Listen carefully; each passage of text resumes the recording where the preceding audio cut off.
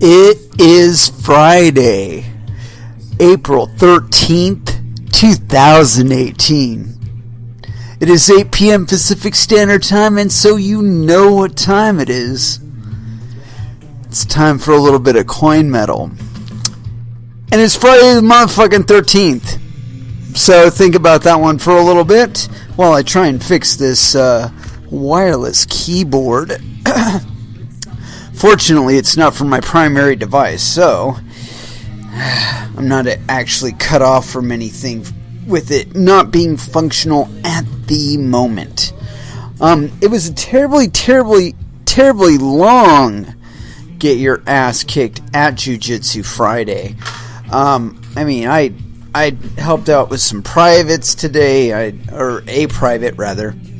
And then I did the Friday class, and so yeah, got in a lot of jiu-jitsu today, and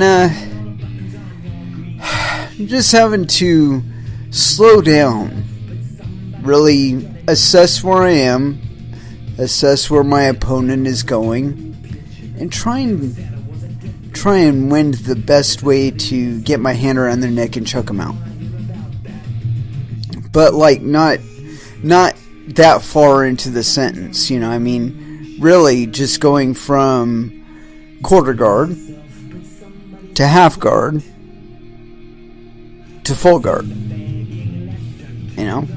and so that's basically what today's concentration was, just the basic building blocks, and then of course trying to assume some sort of dominance afterward, but for the most part acquiring the quarter guard, navigating it into the half guard, and then either going for the underhook in the back, or trying to at least get my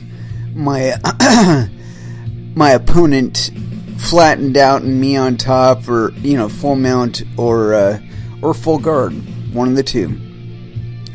But we did a little bit of sparring from the half guard and from the open guard as well. And I don't know, I enjoyed all of it. Like I said, I really tried to slow down a little bit and just assess what was going on with my opponent, where my opponent was, what exactly it felt like they were going for, and just trying to circumvent them by inch, getting that quarter guard, maybe holding the lockdown, moving it on up to that half guard, sneaking on into full guard. Because that's where you want them, at least in your full guard, if not underneath you, suffocating. Yeah, it would be nice, but it doesn't always happen like that. Sometimes you're the person with the bigger person on top of you who's like really good about their weight distribution, and they've got it all right on your solar plexus, and you're trying to breathe and you just can't breathe, and you can't do anything with your arms. It just kind of sucks. But I've been reflecting on the video of my flattening, and honestly, when I watch it now, it looks like, I can remember it, watching it, I can remember how I felt where I was, and honestly, I felt like I was in a much worse position than I actually was, and so that really is the catalyst. When I went in, I talked to my professor, and he was saying that, he and the other instructors had talked, and it seemed like, I was going a little bit too rough, like in the way that I would get to things. And honestly, I do try to keep the weight burden on my opponent as little as possible. Because I'm a heavy guy. I know I'm a heavy guy. And so, when I'm sparring with a 130-pound girl, I don't just flatten her with my weight. I'm I'm doing things like, having her on her side and in a half guard kind of situation where I'm trying to navigate for the underhook or something like that, but trying to be a little more technical than just, pancake, manage my control, dominate. Come on now. I'm not there to do that. I am there to learn. And if you've listened to this show for any duration of time, that's been like a constant struggle for me not to take advantage of my weight and take advantage of my strength and not necessarily follow the technique way. And so today when I was sparring with my partners, I was really trying to concentrate on the technique way to get to where I wanted to go. So things like sweeps. I did a lot of sweeps. I did a lot more sweeps today than I've done, and I can't even tell you how long it's been since I've done so many sweeps. But again, I think it's because I just disengaged that panicking part of my brain and just said, okay, what you gonna do? Oh, you want to go that way? Okay, let's go that way. Oh, you know what? If I go just a little bit further that way, oh, sweep. And so, it just I tried to play with it a lot more today and not take it so seriously and be more casual about it. And I honestly felt like I got a lot better results than I have been. And it was funny because the gentleman that I was training with, he's very, very tense.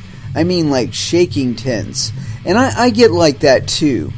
And I realized when he was doing that when I'm doing that, I'm usually like really panicked. I'm like, oh my God, what the fuck am I going to do right here? I don't know what I'm going to do. And that's what's going through my head. So I'm like thinking to myself, okay, so like maybe if I just like coach him, he'll make a commitment to what he wants to do, and then I can really go from there. And so, instead of trying to wrench him around so much, I was trying to control myself and my position. So like we were starting with me on the under him in the half guard, and like I said, rather than trying to wrench him around by my leg, I concentrated more on moving my body. And so like the one of the first things I did is as soon as he tapped, or we tapped hands and whatnot, he started acting like he was going to try and stand up.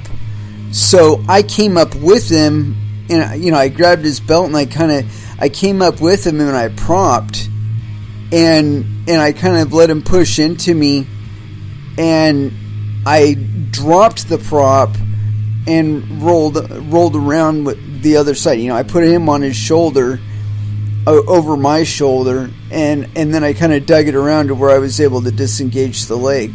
But I asked the coach, I'm like, do you want me to like go easier on him? And he's like, no. It's like you're here to learn, and he's got to learn to apply the technique when being challenged. Whether or not the person that's challenging him is bigger or stronger or anything like that. That's not how jiu-jitsu works. That the way that jiu-jitsu works is not based on strength. I mean, certain things are easier if you're stronger. There's no doubt about that. You can fling somebody's legs off faster if you're a little bit stronger.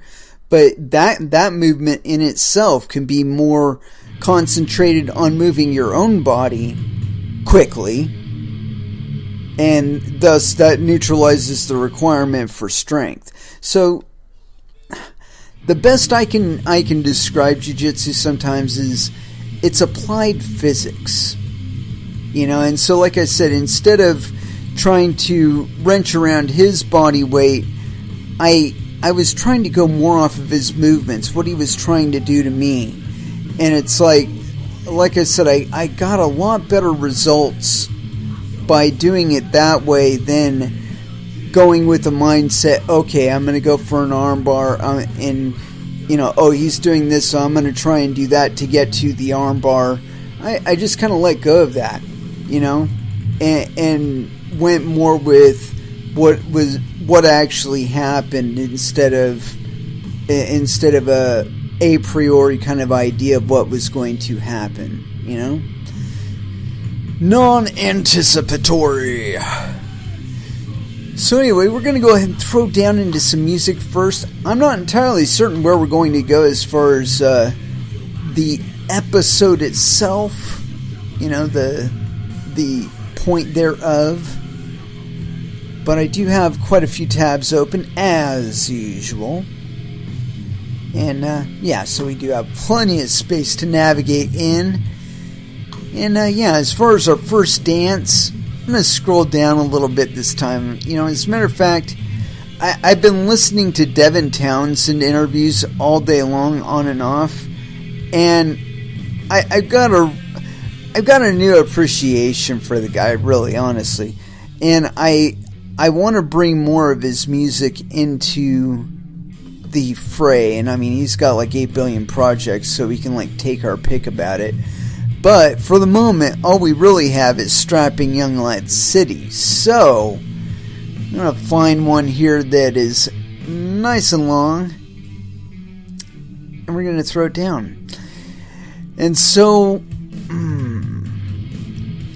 I guess Room 429. That sounds pretty good. It's been a while since I've listened to this album, so this is like kind of a grab bag crapshoot right here.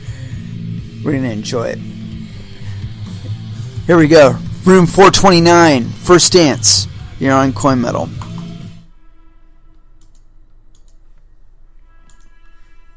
And that was Machine Head with Davidian. Yeah. And to go one more extra that time. It just felt necessary. I don't know why. Anyway, you guys might have noticed that Bitcoin took a massive jump up. And I can only explain that as being like institutional investors saying, buy Bitcoin. I mean, that's about the only thing that says to me. I mean, the thing just like shot through the fucking roof, and I mean, it's like, forget about 7,000. We just went from like 6,800 to 8,000. Just went.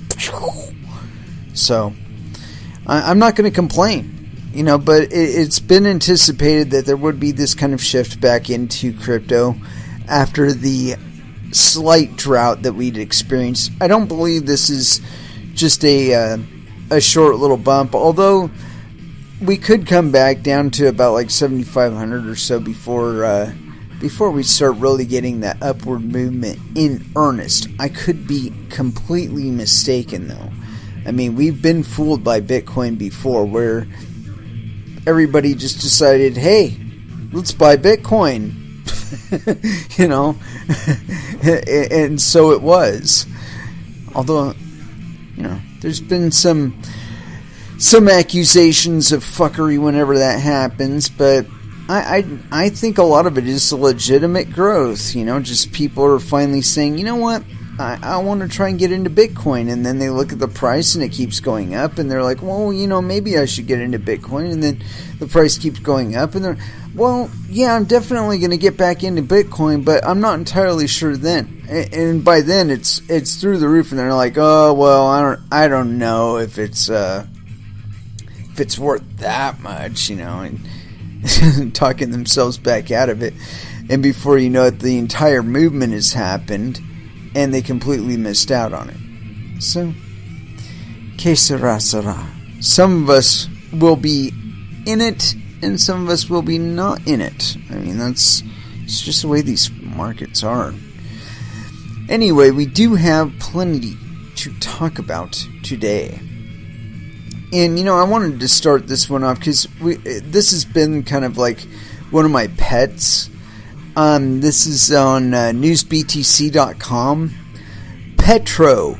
Within 120 days, the token will become legal tender for all government transactions.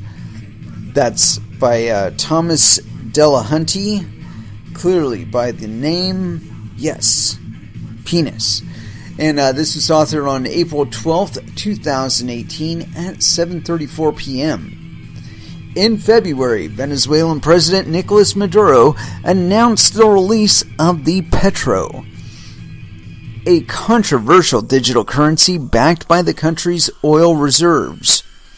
This week, according to Venezuela's official gazette, it has been ordered that the token must be accepted as legal tender for all transactions involving government institutions, from ministries to airports to taxes, fees, and other public needs, within 120 days. Good fucking luck. The country's cryptocurrency treasury will be in charge of overseeing all aspects of the plan, from the token's release to trading, according to the Gazette published on April 9th. The government named Abraham Ladeta to head up the cryptocurrency treasury and Anthony Camilo Torres, Anthony Torres, as head of virtual exchanges. Petro, the state-sponsored digital currency. The decree is meant to help bring the Petro into everyday use, but a host of challenges may make it difficult to put the crypto policy into practice, as many aspects of the token still remain a mystery. In fact, some crypto rating websites have already judged it to be a scam. They must listen to the show. We called that one back in November. Hong Kong-based cryptocurrency exchange Bitfinex recently refused to list the Petro, arguing that the digital currency offers, quote, limited utility, and that listing the first ever state-issued digital currency, quote, could be construed as an attempt to circumvent legitimate sanctions against the government. Oh, no shit.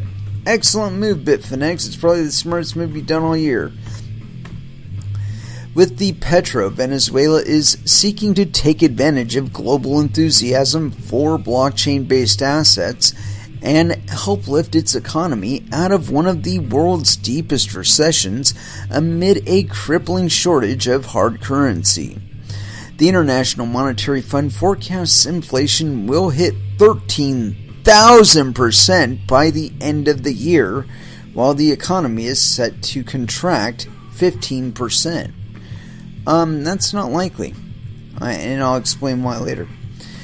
As part of the nationwide effort to boost the Petro, a national virtual miner registry was opened, and Petro zones, where the tokens will be accepted, were created in popular tourist destinations along the country's western border.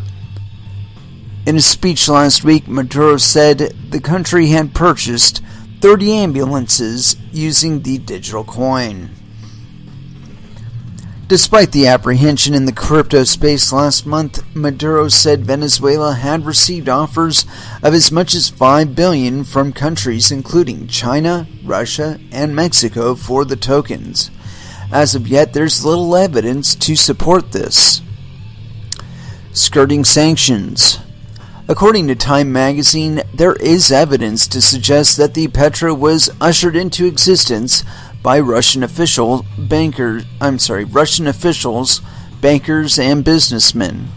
The theory is that Russia and Venezuela want to use the digital currency as an experiment in dodging U.S. sanctions placed against both countries.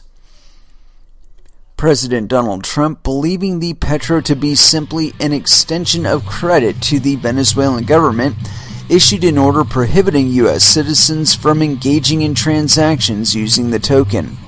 The Treasury Department called it, quote, another attempt to prop up the Maduro regime while further looting the resources of the Venezuelan people.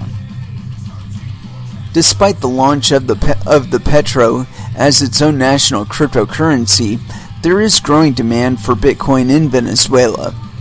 In March, a new record was set for Bitcoin trading in the country, with a total value of over 1 trillion bolivars worth of Bitcoin changing hands. The country is plagued by massive inflation, which forces the Venezuelan people to find alternate ways of storing value.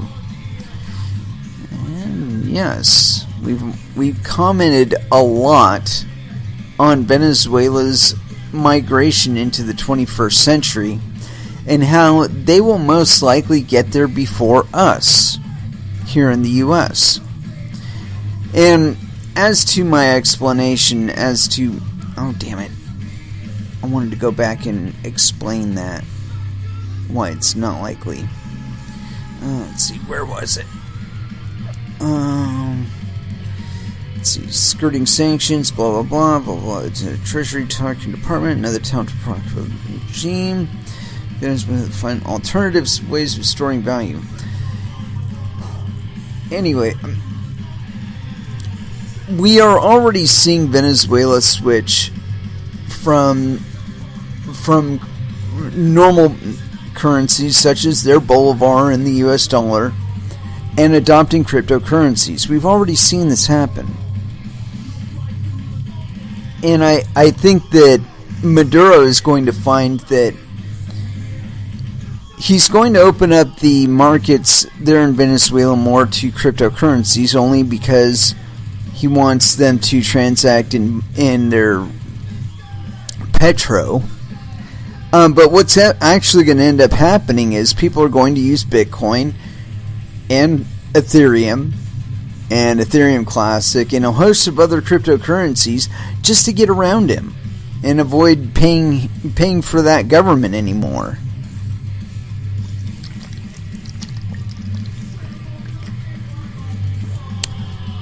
My apologies, had to hydrate a little bit. Anyway, yeah, I think that ultimately we are going to see Venezuela fall into lockstep with cryptocurrency. They've got a lot of hydro capacity, hydroelectric capacity, so their electricity is relatively cheap. They have a shit ton of oil. So if they really wanted to, they could burn the petroleum themselves and make electricity with it the way we do. But ultimately, I think that we are going to see them transition away from national fiat currencies. And with regard to Russia and their involvement with regard to the Petro, I don't think that that's a reality. I think if there is any demand for it from like China and Russia, good for them. I don't think it's real, but good for them. I think that the calls of calling it an extension of credit on the back of Venezuela's resources, absolutely. But I think that the problem here is very, very simple. See, Venezuela's economy would work just fine if oil were back up at $135, $140 a barrel, because that's how their economy is supposed to run. They've got their bolivar tied to their oil, and this Petro is supposedly similar in this aspect, but also it's supposedly got backing with other minerals. And we've talked about it a billion times on this show how you can't combine a cryptocurrency and a commodity like that. Now you can sell a commodity for cryptocurrencies, but there's no way to make a legitimate peg between the two items. One is one item and one is the other. And both of them have their own issues, and both of them have their own production speeds, and My apologies. I'm a little bit tired from all the jiu-jitsu I did today, but the point I'm getting at is that they're two separate commodities. And you can have an agreed upon exchange rate for them, but it's going to be temporary. And thus it makes the petro no better than any other cryptocurrency when it comes to transacting for oil. So now why would Russia and a bunch of bankers waste their time trying to establish an alternative fucking economy within Venezuela using the petro when they could just as easily be buying Venezuela's oil with Bitcoin? I don't understand this. Why is this an issue to understand for people? You know, it's like, if you understand what cryptocurrencies are and how they work, you understand why things like a national-based cryptocurrency that's like relatively closed off from the rest of the world to participate in mining and whatnot, it's no better than a Visa card. You're still depending on a third party to settle out all the transactions and make sure all the balances are correct and whatnot. You're not doing it according to the way that Bitcoin and other proof of work coins are being done. And so you are invariably going to have associated costs with your coins, you know, security not being the least of them, that other coins don't have to face. And you're not going to be able to impose it strictly through regulation. I can assure you of that. Venezuela's already proven that. You know, Maduro, before he got to this point of wanting to do his cryptocurrency, was trying to stamp out our cryptocurrencies amongst his people. And because mining itself isn't quote unquote illegal in any definition in Venezuela. And so first they were just Bitcoin mining. And then Maduro's people started cracking down on them and ganking their gear. And so what did they do? They switched to other rigs. You know, rigs that don't look like mining rigs, physically anyway. Do the same exact thing. Probably got 5 video cards in each box, but they didn't look like mining boxes. And so when the cops would show up, they'd be like, hey, are you mining? No, man, this is my gaming box. You know, this is my office computer. You know, and visually it doesn't look like a miner, so hey, whatever. They go on to the next one and, you know, start your mining rig back up again. But that's what's been going on there, and I don't expect it to be any different anywhere else. You know, if China were to get fruity about it and say, hey, you know what, we're going to bust every single one of these warehouses with all these miners in it, we're going to bust all of them, and we're going to end mining in our country. Immediately, there would be a massive shift to like GPU mining, and of course the number of miners would go up significantly. The integrity of the market would improve, I'm sure. But they wouldn't stop mining. They would just mine something else. Something that's harder for the government to catch them mining. You know? And I mean, you really don't want to see how that works in the longer term. You know, I mean, if you think cryptojacking is bad now, try making mining illegal. You will see hell. You will not be able to have a fucking computer on the internet without something shadow mining on your computer. Because it will be instantaneous, man. They'll be putting that shit in your router so that every time you turn on your fucking computer, it gets re-injected into your fucking computer, and as soon as you go online, bam! It hooks up to the mining pool and starts hashing away in the background. Not saying that isn't happening already. I'm sure it probably is. But I expect that will get worse the more they try to disincentivize us from mining. And like I said, you want to see hell? Try and ban mining. You will see hell.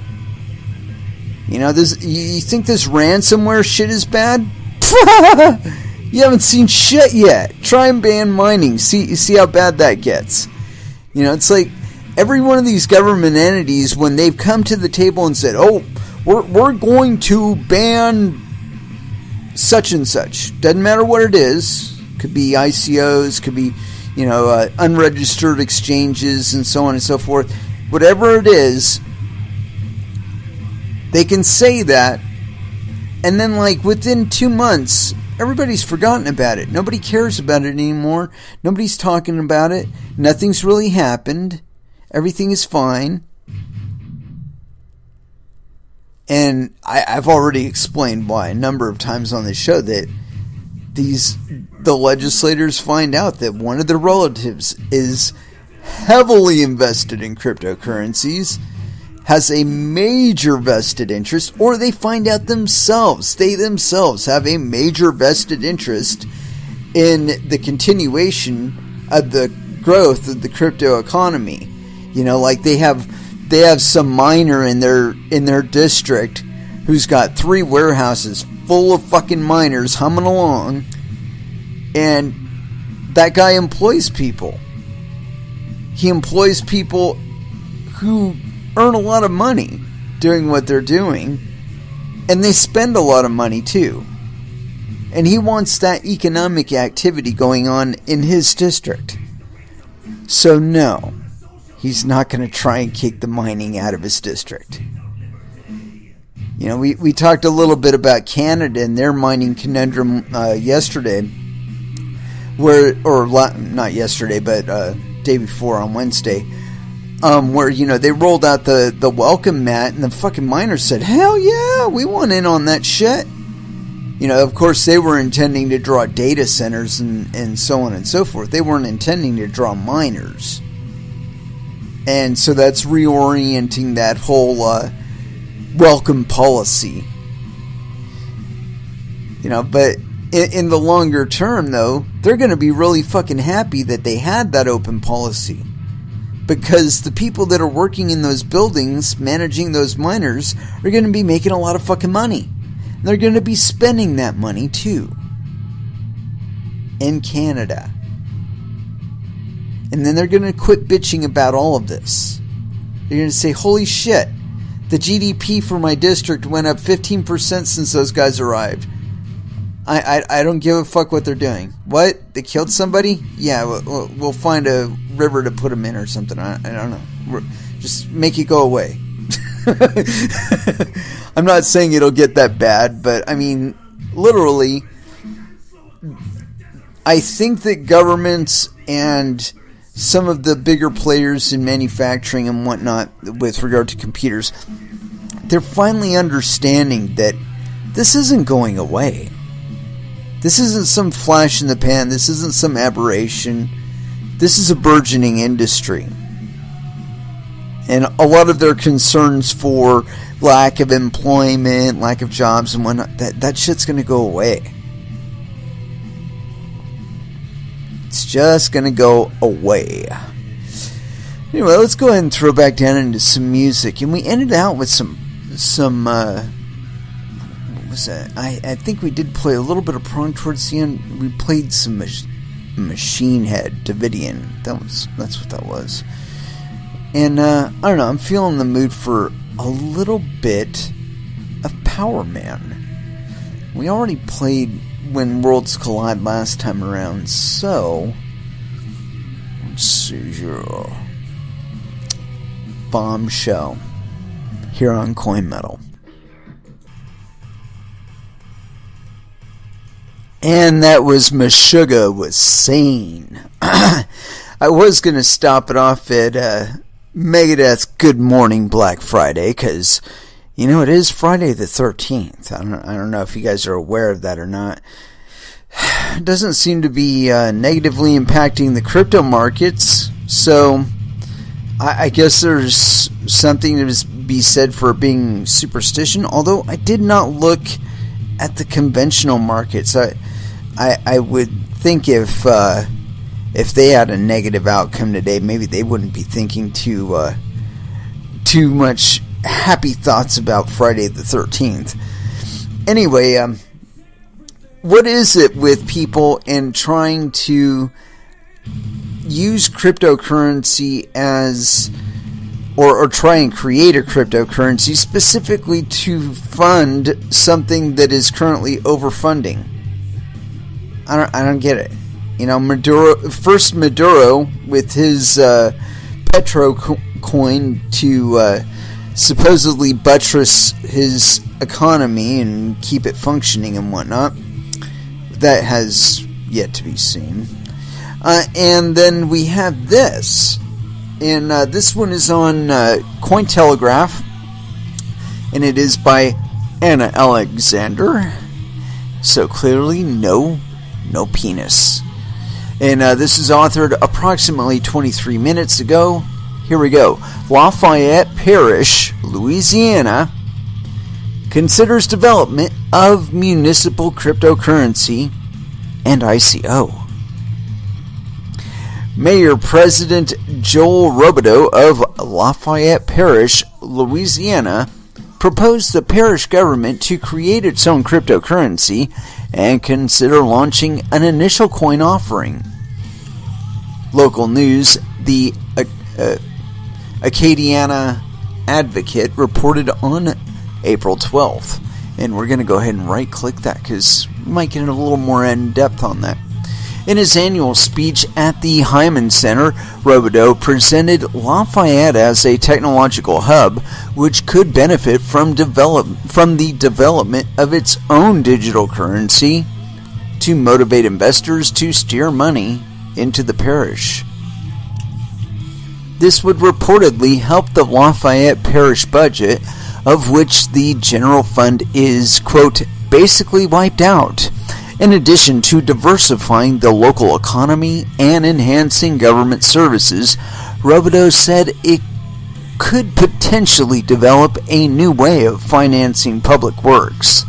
Quote, it's not just a bunch of goddamn motherfuckers.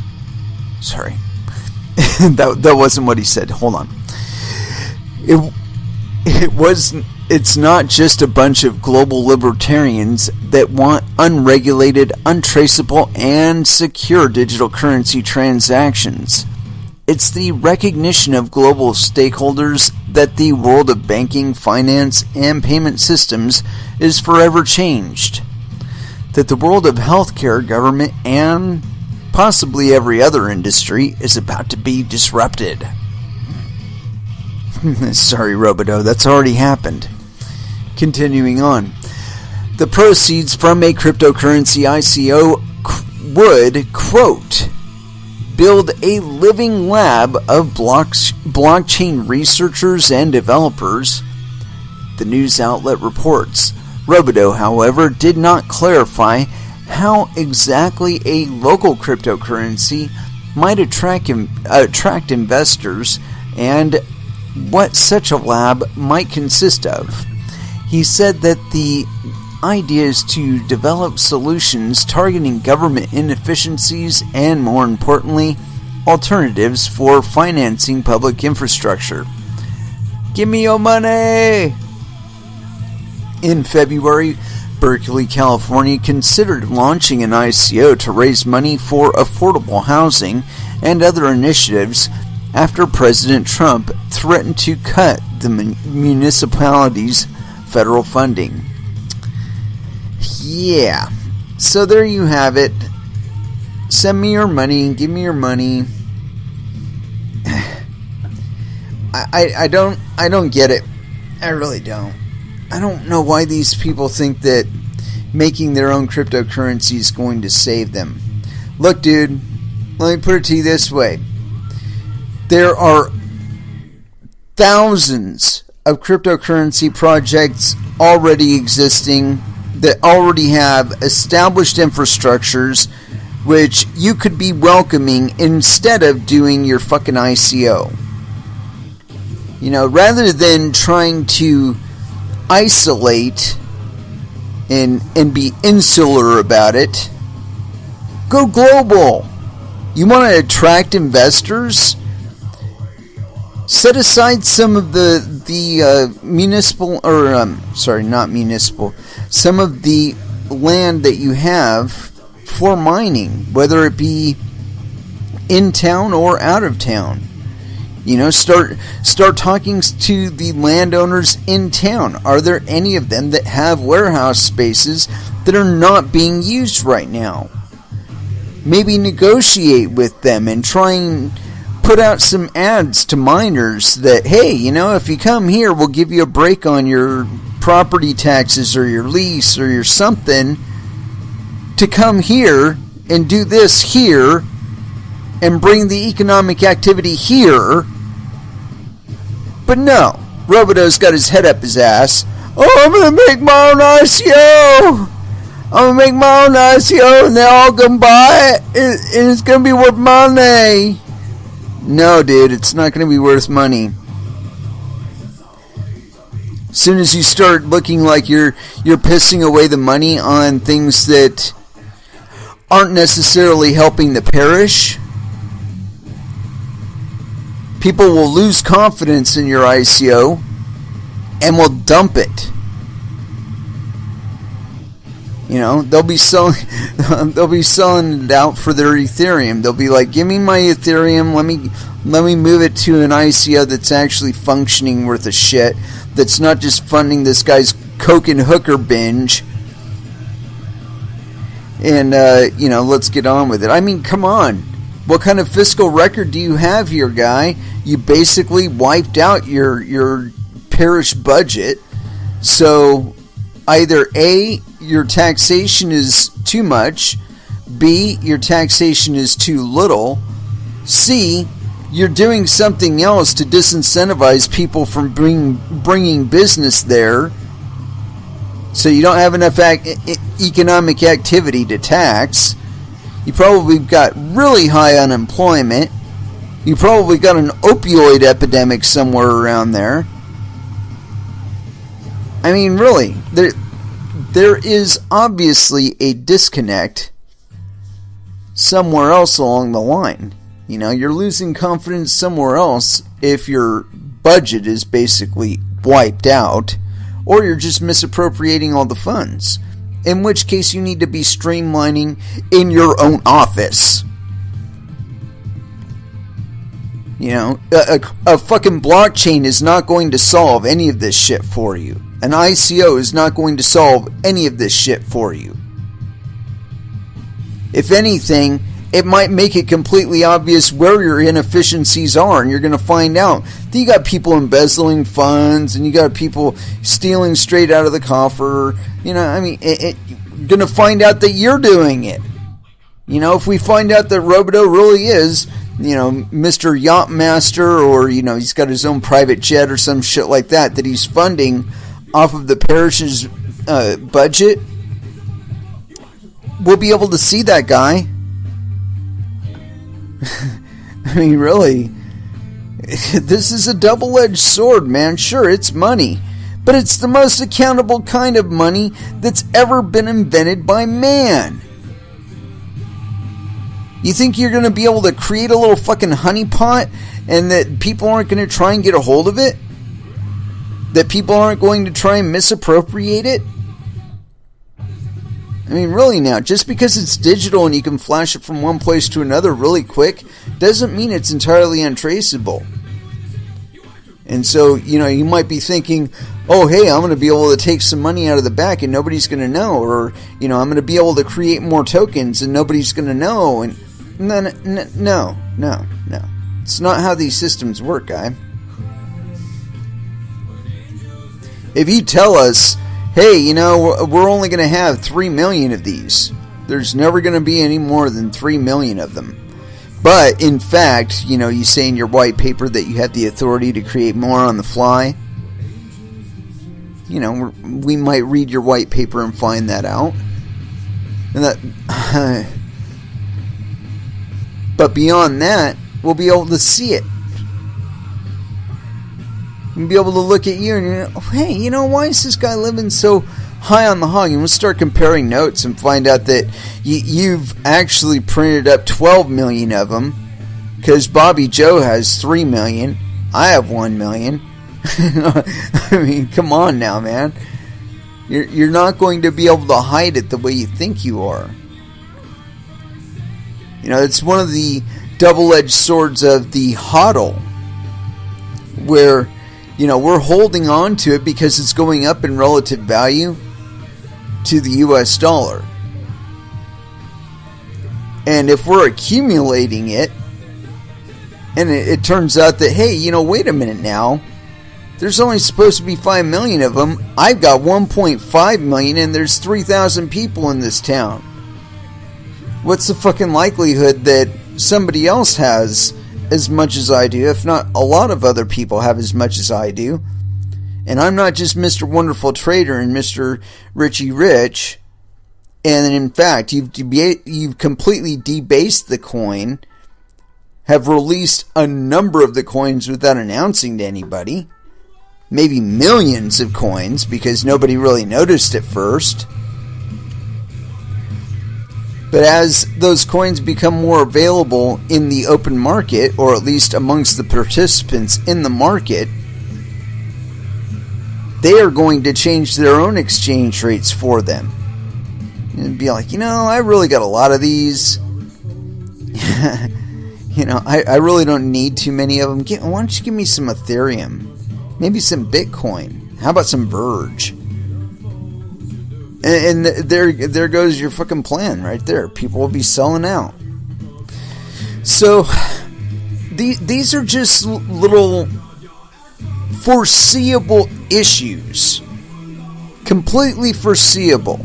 And anybody who knows what they're talking about with regard to this industry would be able to tell you this. And the fact that you're going this route despite people around you probably telling you, that's probably not really a good idea. It tells me that you're completely desperate. You got some other issues going on in your parish, dude. And like I said, an ICO and a cryptocurrency ain't going to solve it.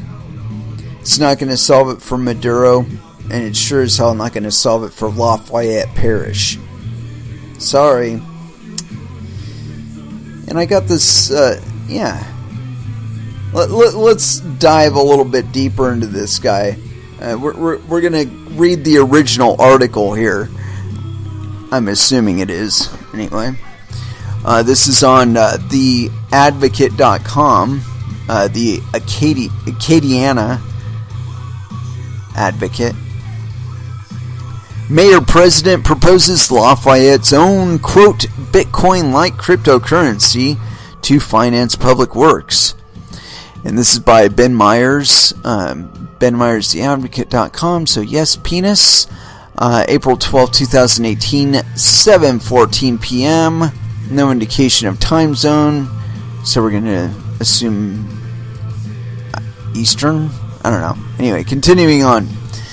Lafayette Mayor President Joel Robideau on Thursday proposed the city parish government create its own cryptocurrency, something only a handful of local governments around the world have contemplated or tried. Doing so would position conservative Lafayette to follow the lead of Berkeley, California, the U.S. city that has garnered the most press for doing what Robideau wants to do. The virtual currency proposal was the biggest reveal in Robideau's annual address at the Heyman Center, in which he portrayed Lafayette as a technological hub, one that needs to use this advantage to diversify the local economy and improve government services. Cryptocurrency, which uses encryption techniques and operates independently of a central bank, could potentially be a new way of financing public works, one that invites local residents to participate. I wonder to what extent. Robideau was vague because he doesn't really understand it. However, in explaining why Lafayette should consider a cryptocurrency, other than the potential to develop solutions targeting government inefficiencies and, more importantly, alternatives for financing public infrastructure. Cryptocurrency was pioneered by Bitcoin and has exploded as a global industry over the last year. Actually, the last 9 years, hon.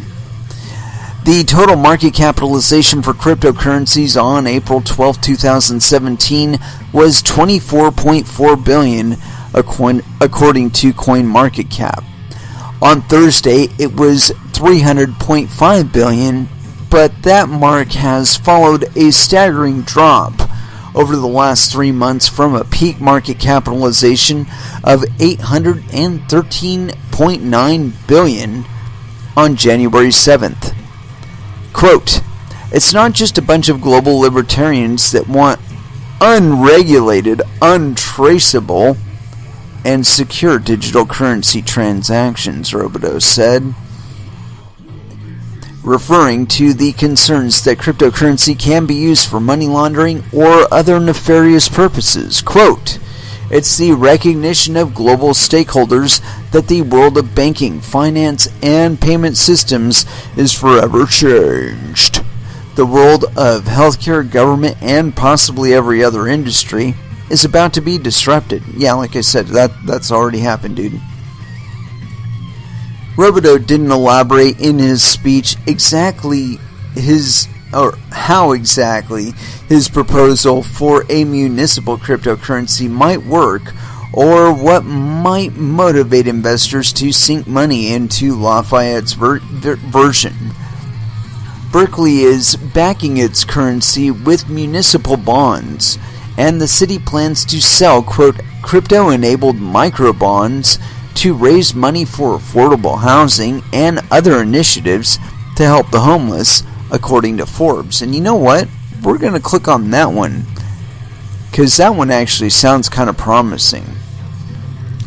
Robodeau said he wants to use the proceeds from an initial coin offering to, quote, "build a living hub of blockchain researchers and developers," without explaining what such a lab might consist of, how much it would cost, or where it might be located. Robodeau challenged residents to consider what technological concepts such as augmented reality, artificial intelligence, and machine learning systems could mean for local government. These terms, Robodeau said, are just phrases and acronyms that translate to better stormwater management, traffic lights that adjust in real time, and improved government transparency.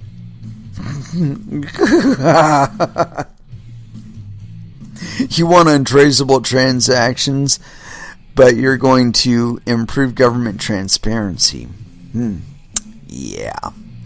Coming this year, Robodeau said his LUS Fiber's offering of 10 gigabyte internet service and continued expansion beyond Lafayette city limits, a hub of Lafayette mobile app to provide real-time information, 311 dial service, and 911 texting.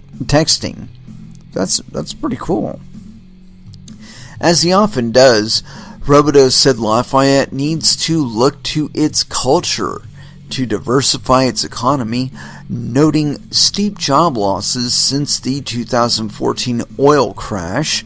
To that end, he highlighted his, quote, "create initiative" to brand the city parish to develop a way to quantify returns on investments in the cultural economy. Quote, "Our cultural economy is the low-hanging fruit.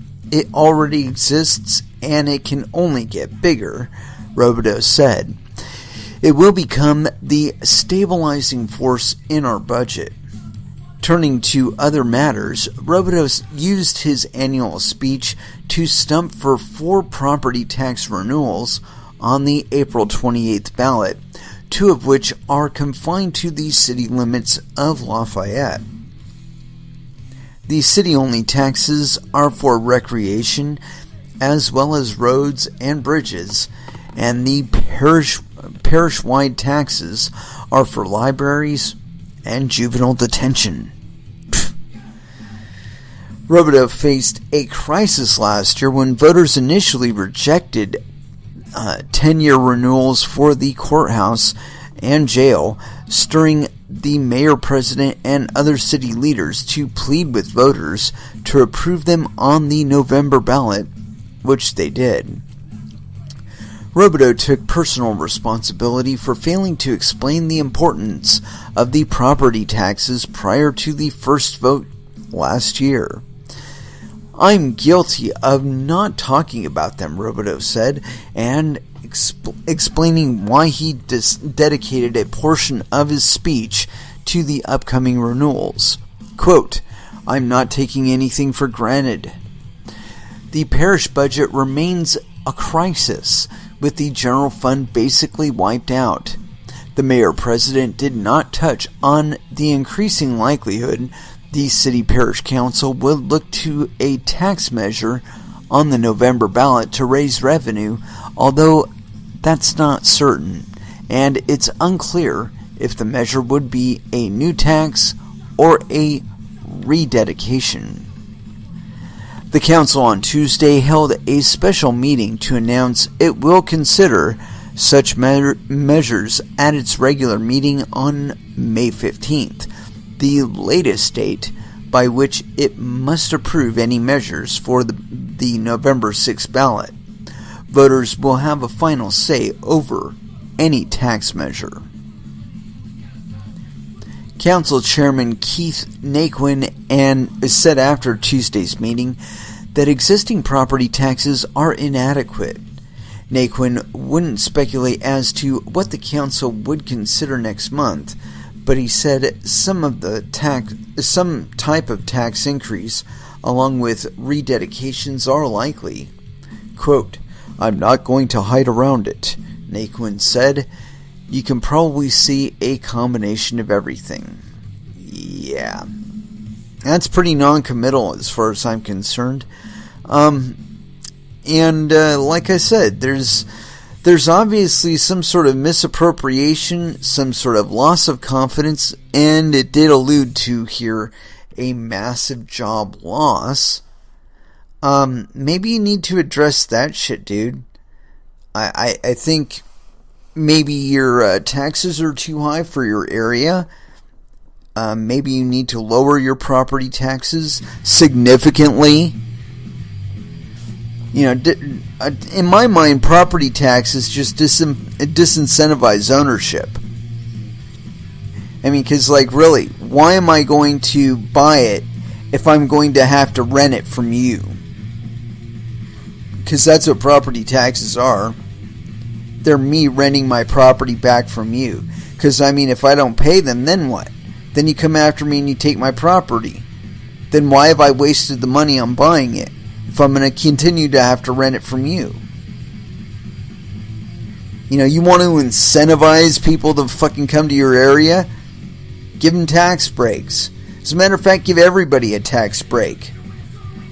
Look to what it is that you're trying to fund with the damn thing and wonder maybe if you can fund it some other way. You know, maybe there's some other more inclusive tax that you could maybe do that would not be as burdensome on your people as this one is. I don't know. I think that government in general has just grown too large. There's been too many expectations placed upon it or assumed by it. One or the other. A little bit of both. And I think we've hit that point of diminishing returns with this as far as government is concerned. And you can dream up all kinds of little schemes and whatnot to try and fund it.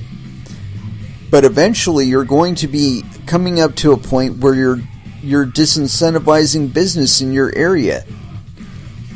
You're disincentivizing property ownership in your area. You're disincentivizing spending money in your area. You know?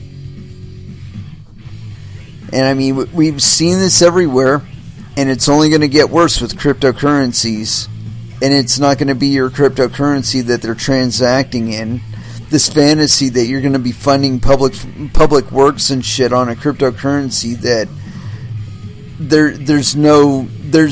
I haven't heard anything to indicate like how this is going to be dispersed, who it's going to be mined by, is it going to be mined, is it going to be a fucking ERC20 token, what kind of fucking, what is this proposal, dude? Are you just saying a word? Oh, blockchain, augmented reality, AI, machine learning. Give me a fucking break, dude. Really.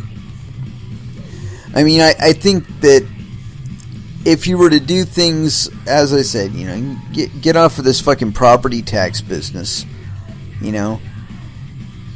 You want to incentivize people, you have to make it more appealing to be in your area than other places. That's all there is to it. And having an ICO dedicated to funding your public works is not going to incentivize people to move to your area. Now again, if you really want to be smart and you really want to leverage cryptocurrencies, what you do is you get together with your governor and you say, all right, I would like it if we had a moratorium, a statewide moratorium on any cryptocurrency related legislation. And then get to talking to them about increasing your electrical output. I mean, I'm sure you've got running water on the surface in the form of rivers and whatnot. You're in Louisiana. Maybe some sort of hydroelectric setup that's coastal, tidal. They exist. It's not alien technology. You know, you get a half decent amount of sun there in Louisiana. Maybe you should be going solar and shit if you're not already. I mean, the other places in the world are trying to get around this having to dig in the ground for oil and coal and shit, and trying to liberate themselves off of natural resources. And I really think that that's the trend, that if you want to try and capitalize on your local beauty and culture, I mean, come on now. What do you got a lot of there that you can make electricity with? Are you doing a lot of agriculture? Maybe you could get together with your farmers and get into collecting up their agricultural refuse and making like an ethanol plant or something. You know, these aren't alien concepts, dude. But like I said, trying to make it on the back of a blockchain or a cryptocurrency, it's not going to happen. It's just not going to happen. I mean, you might have a month or two of success, but all you have to have is some sort of trend indicating A, that you've debased the currency by printing up more of them than you said you were going to issue, or, you know, it's clear that you're spending the money on things other than what it's supposed to be dedicated to, and all of a sudden all of your stakeholders are going to be ditching your coin because there are other options. You know, all of your municipal expenses and whatnot, they could just be paid with Bitcoin. Because, you know, there's a global market for Bitcoin. There's a global network mining Bitcoin, which of course could be happening in your parish if you were to, say, sweeten the ride. But, you know, again, these people just want to, like, take without giving. You know what I mean? They want to leverage the technology, but they don't want to make anything like easier for themselves with regard to having the global market investing in them. No, they just want it for just them. You know, and I'm sorry, dude. the hundreds of billions of dollars that you're talking about with regard to the market cap of Bitcoin and other cryptocurrencies, those are global markets. I mean, and on that scale, they're a teeny tiny sliver of a spit of an atom of the overriding economy, the global economy. But it's a lot more than you'll ever be able to develop there in Lafayette if you aren't willing to give something for it. You know, we've heard about Canada. They said, hey man, bring up your data centers. We got all kinds of hydroelectricity here. You know, we got all kinds of cheap electricity. We'll give you breaks on land. Just come on up here. And then all of a sudden the miners came up there and they're like, oh, well, you know, we don't know if we really want you guys because you suck up a lot of electricity. But they're there now. And now that they are there, they are generating income. They are generating the economic activity that you so lust for. But hey man, to get you gotta give. Give it up. Anyway, let's go ahead and throw down some more music. And you know, I haven't been playing any Marilyn Manson. I played a little bit last episode. And yeah, this song seems appropriate. A little Marilyn Manson for you, Tourniquet, here on Coin Metal. Minor disconnect there. Apparently my program decided to ditch out on me, but we are reconnected. So let me go ahead and find Marilyn Manson again and get us back on Tourniquet, because I really like that song and I want to play it right now. So here we go. Marilyn Manson, Tourniquet. Here we go again. And that was Body Count with Black Hoodie. And so yeah, we are talking about all these people from Maduro on down to Mayor Roboto thinking that they're going to pull themselves out of a hole exclusively on the back of an ICO or a blockchain. And to further this trend of silliness, I got this article here on Forbes. City of Berkeley plans to launch an ICO and cryptocurrency to fund affordable housing. And this is by Rachel Wolfson. And so yes, no penis, definitely. Ow. My apologies, ma'am. She's a very lovely lady. Continuing on.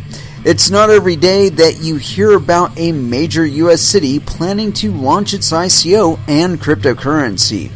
The city of Berkeley, one of the epicenters of liberal California, is doing just this, though, and hopes to encourage other cities throughout the nation to follow its lead. The Berkeley ICO is unique from all other initial coin offerings in that it actually stands for Initial Community Offering.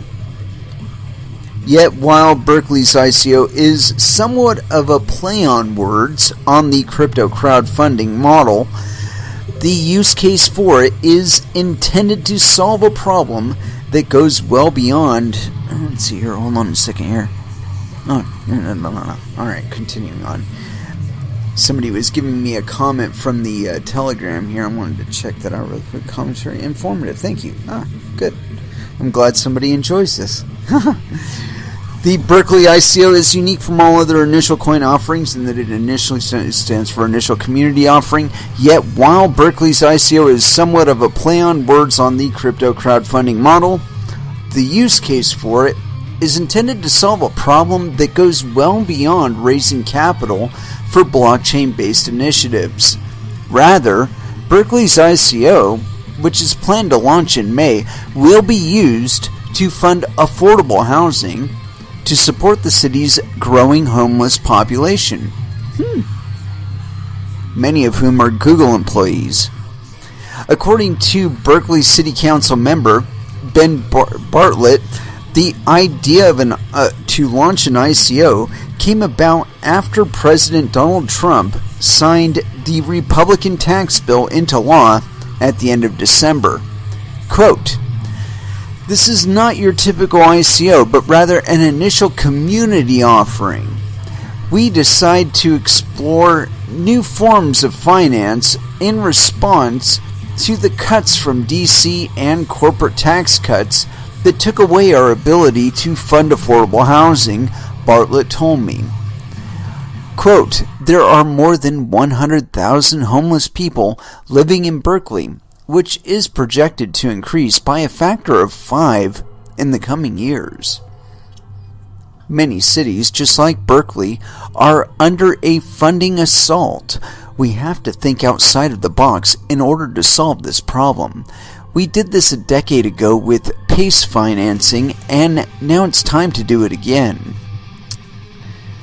The new legislation passed by President Trump has enforced major changes to the tax code for businesses, some of which could discourage private contractors from building affordable housing.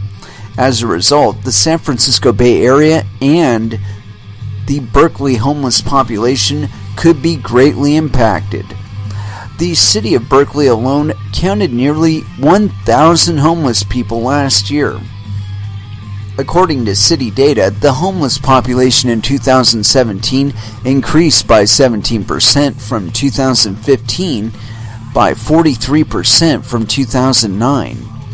To put things into perspective, Congress approved a sweeping overhaul of the federal tax code in 1986, which encouraged the private sector to invest in affordable housing.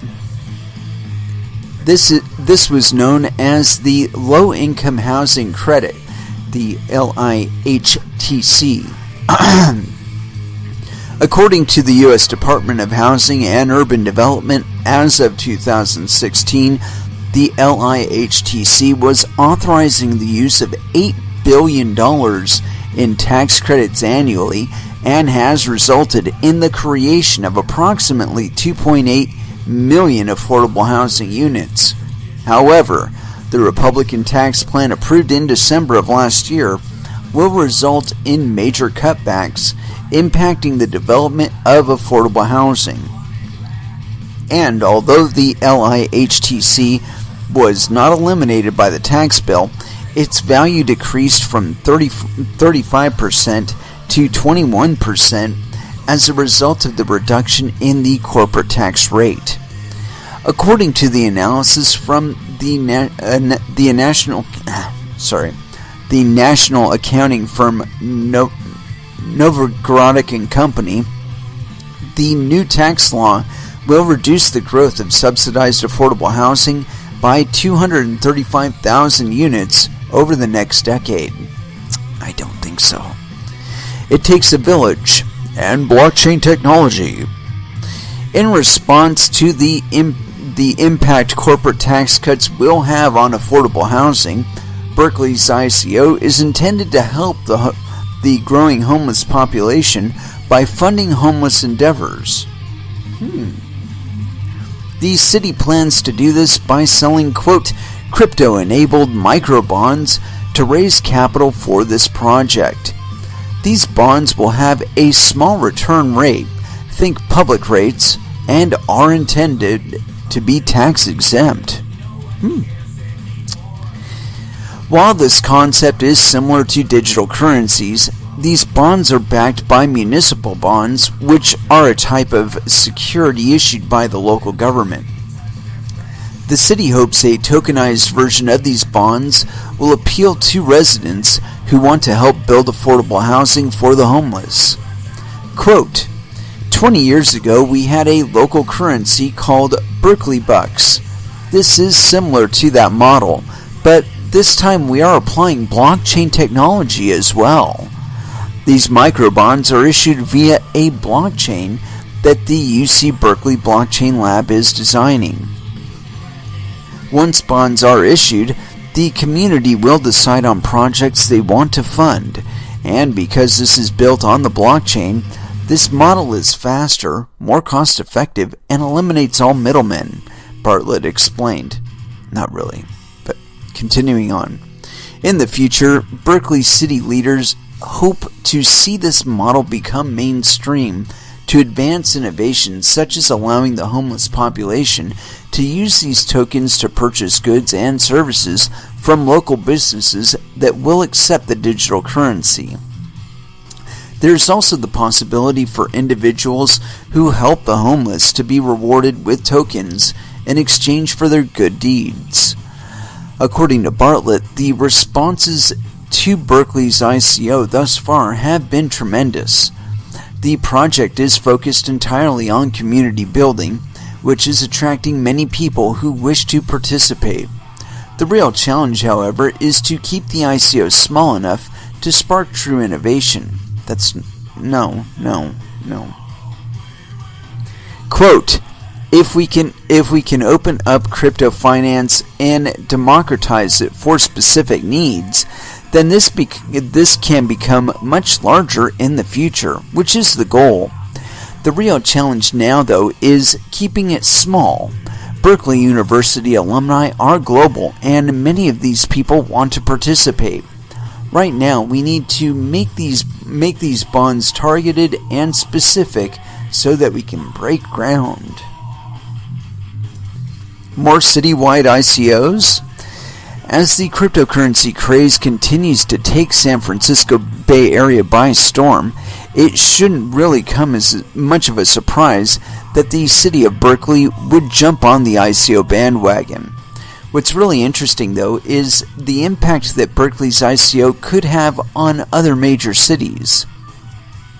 Bartlett told me that people from upstate New York and in other parts of California have already reached out to him in hopes of learning more.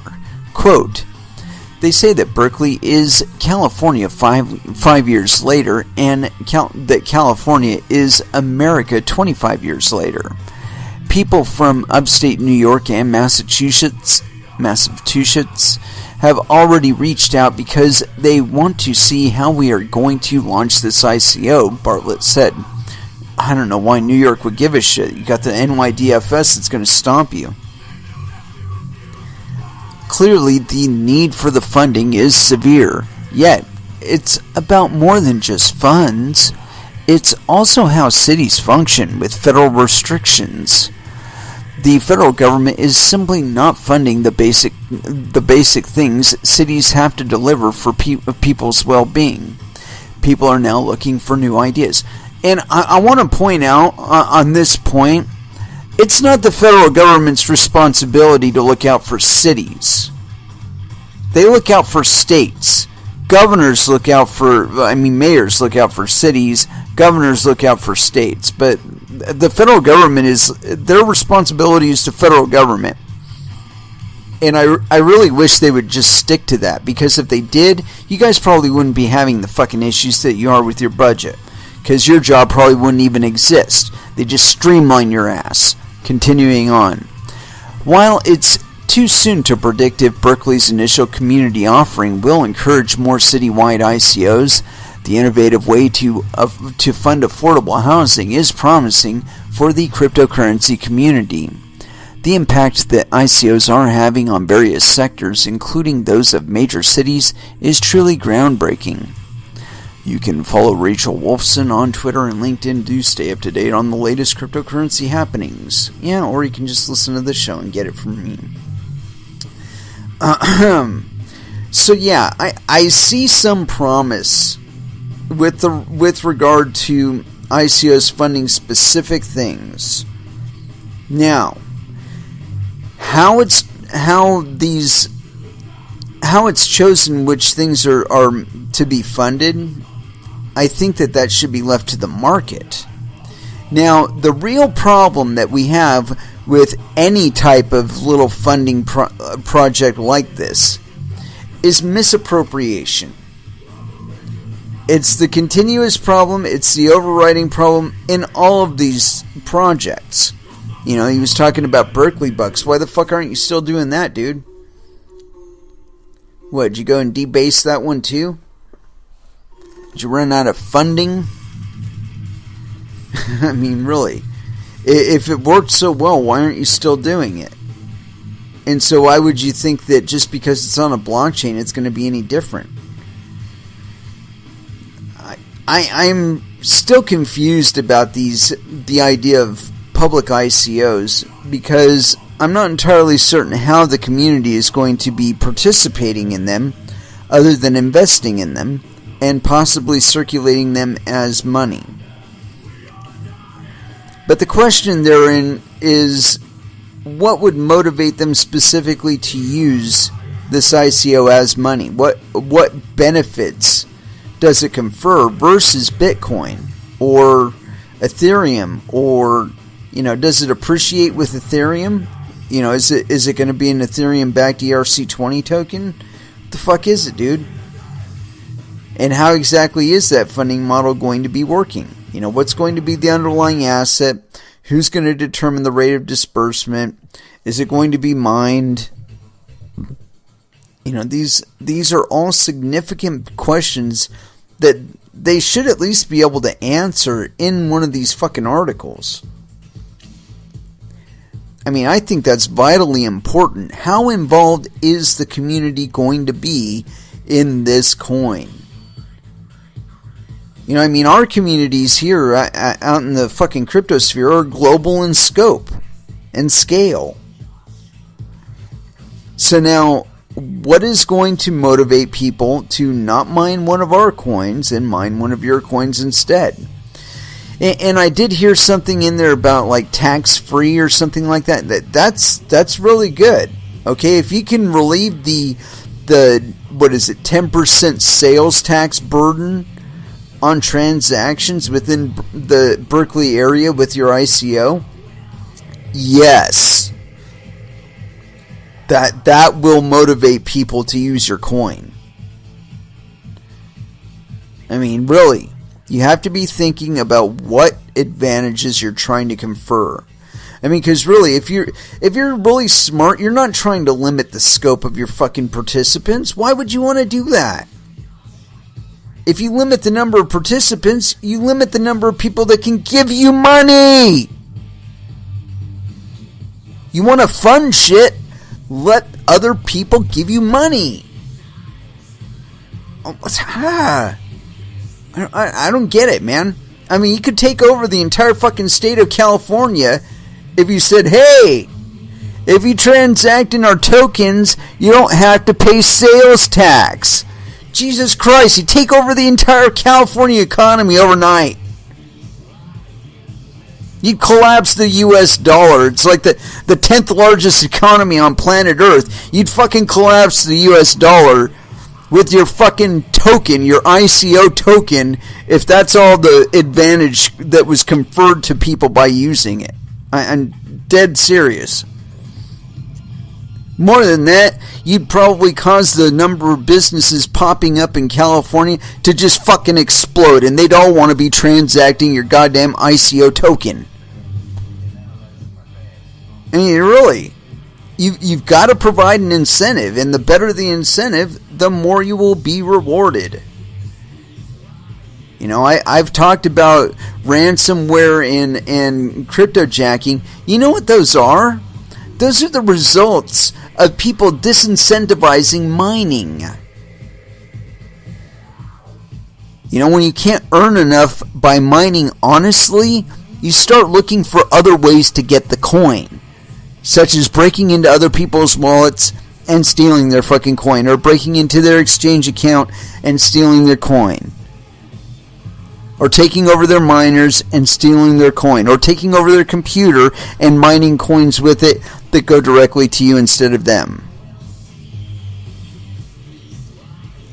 These are the results of these attempted clampdowns. And government, you best be paying attention, because I'm telling you right now, if I am completely off base with regard to ransomware, and you're not like testing some fucking taxation model that you plan to apply in the future, you are completely fucked. Number one, most of the infrastructure that you have deployed right now is susceptible to these things. And so you could look to all of your municipal computers, all your statewide computer systems, all that shit's going to be botnetted. Man, all your smart meters and shit, people are going to be mining Dogecoin on that shit. Get the fuck out of our way, and everything will be fine. Stay in our way or try to get further in our way, and things will get worse. And this isn't a threat. This is not even a promise. This is just a fact of life. There's a balance going on. We have not discerned the scope to which the balance of power is actually shifted with it. But I am telling you right now, it is way more significant than you want to put a value on. I mean, it's not a mystery why the big boys are getting into cryptocurrencies. It is not at all a mystery. It's because our interest is in cryptocurrencies, and they want to capitalize on our interest. And hey, man, more power to them. They're humans. Satoshi Nakamoto gave this to everybody, not just us little nerd people, not the little shut-ins and the college students, not just them. No, everybody, humanity. And so it's only logical that they will participate in these markets. It's new, it's exciting. There's all kinds of money to be made. And there's all kinds of utility and all kinds of money to be saved. And everybody smells that. You can't look at cryptocurrencies for longer than 10 minutes and not see the potential somewhere in the commerce that you do every day for use of this type of currency. And I mean, that's going on globally. That's one of the reasons why this is one of the fastest growing industries on the planet. So again, the idea that you want to, cloister yourself away behind some, Faraday cage of limitations somehow, hey, fuck that. Fuck that. All of these currencies work because people participate in them. Not because they're behind some gated walled garden and the participants are limited. No. That's a disincentivization to participate in your coin, I gotta say. Because the more people that can invest in it, again, the more people can give you money. And if more people can give you money, then they don't have to give you as much to make a difference. Everybody could give you a dime in US dollar value, and just based on regular appreciation of Bitcoin and other coins against the US dollar, and of course the resulting loss of confidence that we would see as the monetary value transitioned into crypto, you probably wouldn't even have to raise any more money. You could probably just continue to live off of the arbitrage between your coin and the US dollar. Just from one funding round. Don't even have to go back to the banks and say, hey, give me some more money, we ran out of money. I mean, if there is anything that does transition quickly, I will say it is going to be the US dollar versus other currencies. I mean, you cannot look at the global economy and the things that are going on with it and not see that that's what it's trying to do. It's trying to get out from under the US dollar and all the gamesmanship that's been allowed by its participants.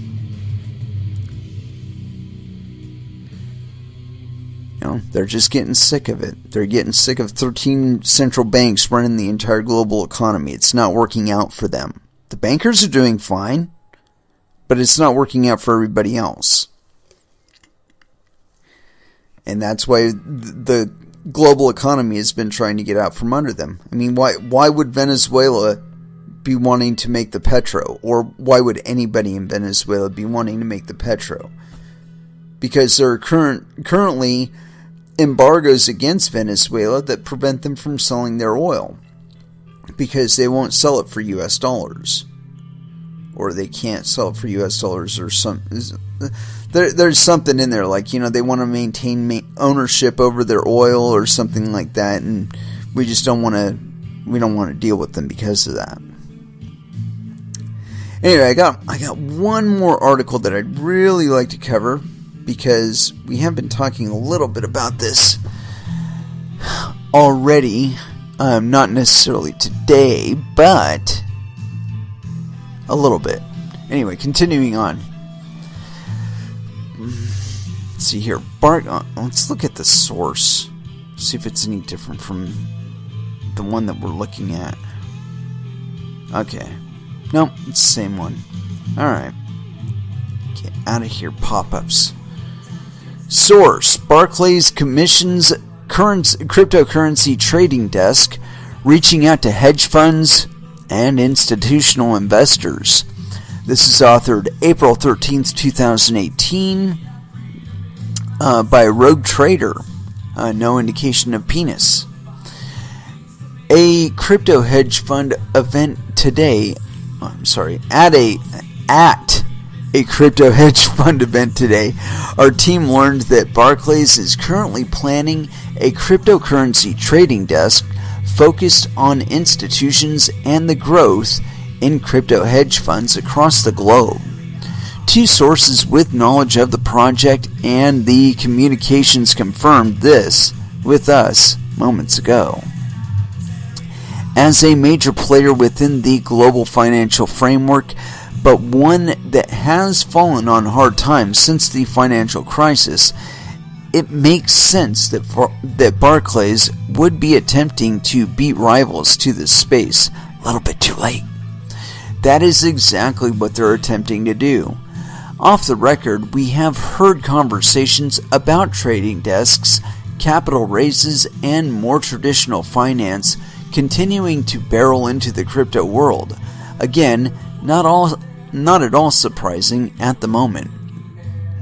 At this point, you do not have to be a true believer in the crypto movement to understand its use cases and value to capital markets. Just take a few seconds to understand the ratio between a lack of IPOs during the latest bull market in equity markets and the increase in ICOs that have forced regulators to scramble to create guidelines.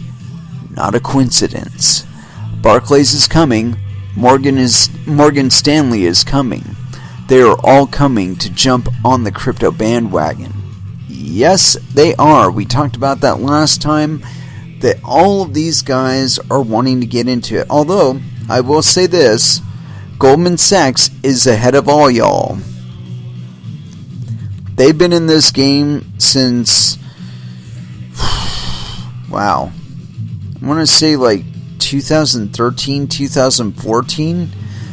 They've been involved with their hand up Circle's ass for quite a while now. And they've also been involved in R3. And now I'm not sure whether or not Barclays was in R3 or not, but I know that I know there is one or two other real big banks or legacy payment providers or some shit. I want to say like Visa and IBM and those guys that are in R3. So, it's nothing new that we've had institutional money in cryptocurrencies. And as a matter of fact, I'm sure a lot of that $20,000 spike had a lot to do with it. However, as I indicated to a friend of mine earlier, one of the things I think that's been happening during this crypto drought is that some people have been selling their coins, and that institutional investors have been buying the dips. And I know that doesn't sound like, any real big thing or whatever, but I really think that Bitcoin would have gone down to like maybe 3,500 to 4,500 were it not for the institutionals throwing money into the game as some of the weak hands got shaken out. People that weren't all that serious about cryptocurrency but knew enough about trading to get in on the game or just got lucky. They got out And now Barclays and all these other guys are getting in. It was predicted, it was expected, and now this idea of trading desks, though, that aren't open to the public, I don't think those will be terribly advantageous. Not in the way that markets where they can create their own liquidity to be buying stock and whatnot on the fly. Again, I don't see that as being as possible in cryptocurrencies. However, I do think that Lightning, I think that one creates kind of a danger with regard to this, because I expect that if they do start doing Lightning, that they will be borrowing against the collateral tied up in the blockchain. I mean, they'll have ownership over it technically, so they can do that, but they'll be counting it on other ledgers and then creating other securities on top of it. And I know that doesn't sound terribly dangerous, but therein lies inflation. You end up in the same situation you're at with gold and silver, where all you're trading are the abstractions or representations of the gold and silver, and you're not actually trading the gold and silver, and that takes way more time, is way more expensive, and so on and so forth. But they're trying to do the same thing in crypto, where you're trading representations of coins, not necessarily the coins themselves. And there, again, therein lies inflation, because you don't know how many of them they will be issuing. You know how many Bitcoin there will be that are issued.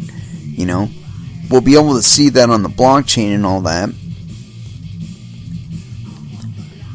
But we won't know how many of the tokens, the representations of value on top of them, there are. Or we may know. The indications that I had provided earlier, where a ton of people have a ton of coins in their wallets, while there's some indication of or some claim as to a limit on the number of coins, and it's clear that the number of coins in circulation is far exceeded the stated number of issued coins, then you run into the same situation you're at with the Bolivar. Anyway, I got one more article, and I've tried to stay away from this stuff only because, wait a minute, I might not even have to get into this one. I noticed that I had another article here. No, I'm not going to go into that one. But I will go into this. And this one's on the Bitcoin News. Twitter banning Bitcoin Cash account. Another blow to free speech. This is authored on April 13th, 2018, so today. Bitcoin Cash... Oh, wait a minute. Who authored this thing? Is this originally from this source? Come on. Don't be a dick. Tell me who wrote this fucking thing. Twitter. No. I guess they're not going to tell me. Those bastards. I'm not going to get to see a full article either. That's weird. It's got this thing at the bottom of the page that's making it so I can't see the entire article. It's kind of weird. Well, anyway, I guess I'll try and read this article, even though they're not making it all that easy. 'Cause I got a bunch of bullshit on here.